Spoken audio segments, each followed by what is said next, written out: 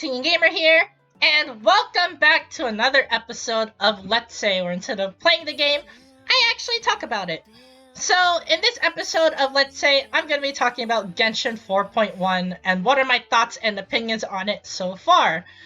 And, well, this is probably going to be one of the shortest videos ever on Let's Say, because there's really nothing much to talk about, but I still want to get it out of the way, just because I really need to. Because I want to talk about Neuvillette and wriothesley and the other characters in this version update. So yeah, I might as well get it out there instead of not making a video at all, you know? So yeah. Well, without any further ado, I'm just going to be talking about the banners, so let's just get on with it. So, here are the banners, which are basically out right now, which is Neuvillette and Hu Tao.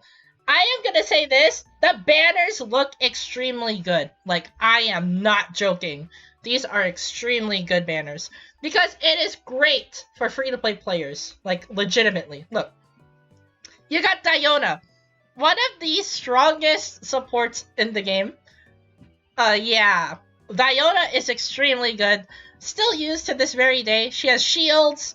She has a burst that heals and applies cryo. It is really, really good. She is super, super good. Especially if she's at C6. When she's at C6, you get 200 Elemental Mastery for free. Yeah, pretty busted. You got Fischl over here. One of the best Electro sub DPSs in the entire game. If not the best Electro sub DPS. The only contender that she has is Yae Miko. But Fischl is a 4-star, which means that she is more accessible than Yae Miko. Yae Miko is an event character, so people might have to settle with Fischl. But Fischl is still extremely good. She's extremely good on elemental reaction teams, specifically Quicken and Hyper Bloom. Yeah, Quicken, Aggravate, Hyper Bloom. She is extremely good on those teams. She's also good on other really niche teams like Overload or Electro Charged. Yeah, she's extremely good on any team you put her on. She is just one of the best Electro sub DPSs in the entire game. What can I say? And lastly, you have Xingqiu, who is honestly one of the best supports in the entire game, if not the best support. I do say one of the best because there are multiple that take up this category, but Xingqiu is probably one of the best sub DPSs in the entire game, just because of how his Q works. His Q is really broken. It's so good. His Elemental Burst is probably one of the best Elemental Bursts in the entire game, because it syncs up with normal attacks, and that is not going to age, because you could set up Elemental Reactions that way. So yeah, Xingqiu is an extremely good pickup here. Really, really good. All of these 4-star characters are extremely good. Yeah, as a free-to-play player, I would say Summon. This is extremely good. But, again, as I said before, Farina is going to come out soon. The leaks are already out, so if you want to check out the leaks on her gameplay or on her kit, you could do so right now by searching it up. I am not telling you which websites because I don't want to, you know, get flack. But, yeah, Farina's info is out, so you should make your judgment on if you want to summon on these banners or not. But I will say, this is an extremely good banner on free-to-play players, because you get 3 really, really good 4-stars to pick up. So yeah, definitely do not sleep on these banners.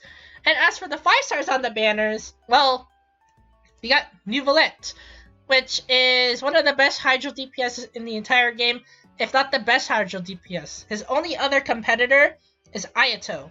Yeah, Ayato. But Neuvillette's gameplay is extremely fun. He is basically a lawnmower. Yeah, if I have to describe his gameplay in one word, it's lawnmower. Yeah. He works really well with elemental reactions too. Zhongling, for example, Zhongling's burst stays on the field. You can use Neuvillette's charge attack and then deal vaporize damage, which is really, really good. Yeah, so in general, Neuvillette, really, really good character. You can pick him up if you want. I'm not stopping you. Again, I always say this all the time, and I will keep repeating it to this very day. If you love the character, pull for them. If you don't, then don't. If you want to save for Farina, then save for Farina. If you want Neuvillette, get Neuvillette. That simple. So yeah. As for the other character on the banner, Hu Tao. So, Hu Tao. She is extremely good to this very day, probably one of the best power DPSs in the entire game.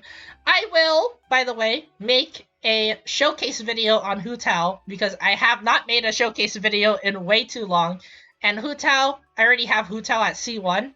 So yeah, this is, C1 Hu Tao is basically at her peak. It is the best version of Hu Tao accessible. Yeah, as I say accessible because C6 Hu Tao is obviously pretty good, but C1 is probably what most players would probably get before stopping, unlike whales who get them at C6. But C1 is basically the most accessible for everyone, so yeah, I will be showcasing C1 Hu Tao in the future. But other than hinting at the next video, Hu Tao is extremely good. Again, I said it before, one of the best pyro DPSs in the entire game, if not the best. I don't think there's anyone who even contests Hu Tao on pyro DPS besides Linny. Yeah, Linny. But Hu Tao is just extremely good. Her elemental skill, pyro application lasts way too long. Her charge attacks do extremely good damage. She self-sustains herself with her burst, which does big damage too. Yeah, she's just way too good. Way too good. And of course, at C1, she is the best pyro DPS in the entire game, hands down. Yeah, she is the best pyro DPS in the entire game if she's at C1. Yeah, really, really good. So, if you want a really good pyro DPS, you can summon for Hu Tao. If you want the best pyro DPS in the entire game, get C1 Hu Tao. That's all I'm gonna say. And as for the weapon banners, both weapons are extremely good. This is a pretty good pickup. I mean, I'm not complaining, man. I mean, look at this. Tome of Eternal Flow, a really good crit damage catalyst. Extremely good on neuvillette, obviously. But it basically increases charge attack damage by 14%, meaning that anyone who uses charge attacks will benefit this a lot. And Staff of Homa, obviously the best pole arm in the entire game. It basically increases your HP, and you get attack by max HP. Yeah, it's just great on Hu Tao, great on Zhongli, great on anyone who basically uses a pole arm. It is that good. So yeah, overall, these are pretty stacked. Yeah. And as for wriothesley and Venti, I already talked about them, but wriothesley, it looks like a contender for one of the best DPSs in the entire game. And as for Venti, he's still a great crowd controller to this very day. I don't think there's any other crowd controller who could do a job like him, because his burst is probably one of the strongest crowd controls ever. Yeah, no contest. It is that extremely good. Its vacuum air or AoE vacuum is extremely good on floor 11 Spiral Abyss. Yeah, so the floor 11s got extremely tough with the monoliths. So yeah, Venti is now on the rise. For basically those monolith chambers. So yeah, he is still really good to this very day. The only other contest he has is Kazuha, but everyone knows Kazuha is probably the best animal support in the entire game. So yeah, but other than Kazuha, Venti is still pretty good. So don't sleep on him. And yeah, that's basically it. That's all I want to talk about on the banners. So I want to talk about the story. Again, no spoilers, but I will say this. Now I actually want to pull for the knave. That's all I'm gonna say. But yeah, the new place here, which is what I'm standing in, is the prison. This is basically the newest area in Genshin, and it's the main highlight of this version. It is the basically the fortress. Yeah, the fortress is the main highlight of this version. But other than the fortress, there are of course other areas in this place as well. You got the robot, which is probably going to be one of the new Spiral Abyss bosses over here, just because of his mechanics. So yeah, I think he's weak to Penuma reactions. Yeah, I think he's weak to Penuma reactions. Yeah, so basically characters like Fremine work on him. So yeah, make sure you bring up Penuma reaction, just in case this boss comes out. But you use the Pneuma reaction when the boss does its AoE ground attack, and when you do that, it gets stunned. So that is basically your chance to attack. So yeah, keep that in mind once we get into the new Spiral Abyss, because this is probably going to be the floor 12 Chamber 3 boss. And as for this, the Seahorse, he basically functions the same way as the Crab, where he has a elemental shield, in this case Electro, and you just have to take down the shield and it gets stunned. Pretty simple. So yeah, this is probably going to be the Chamber 2 boss, that I assume, because the Crab was the Chamber 2 boss on 4.0. So yeah. Overall, both of these bosses are pretty simple. I mean, this has an Electro Shield. Just use Pneuma reactions on this. Thankfully, though, it does not put up a shield. Thankfully. So you could probably just wail on this guy until he dies. So yeah, this is probably going to be one of the easier Spiral Abyss, depending on what enemies they put on. If they put Lectors or Abyss Heralds, then crap. Never mind. But if they put basic enemies and enemies that we see in this update, then this is probably going to be one of the easiest ones. There is also a new Fatui enemy in the game who resists Cryo. So yeah, make sure you probably do not want to bring Cryo on the Spiral Abyss because she has Cryo resistance. So probably bring someone with Pyro or any other element, and I think you should be fine there. But yeah. And speaking of 4.1, yep, you see it right there. I have 100%ed everything. Yep, this took me 2 days, by the way, as you saw with the banner timer. So yeah, this took me 2 days. I collected every single Hydro Oculus, every single chest, every single thing possible. Yeah, this was a chore. This was a chore, definitely, but it was way worth it in the end, because I got the 65 Hydro Oculi. I will be just teleporting all over the place.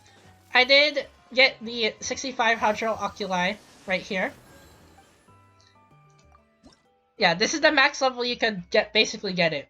Yeah, level 6. So, be ready for 4.2 where they release a new area. So watch out for that. And also, I need to teleport to the fountain real quick.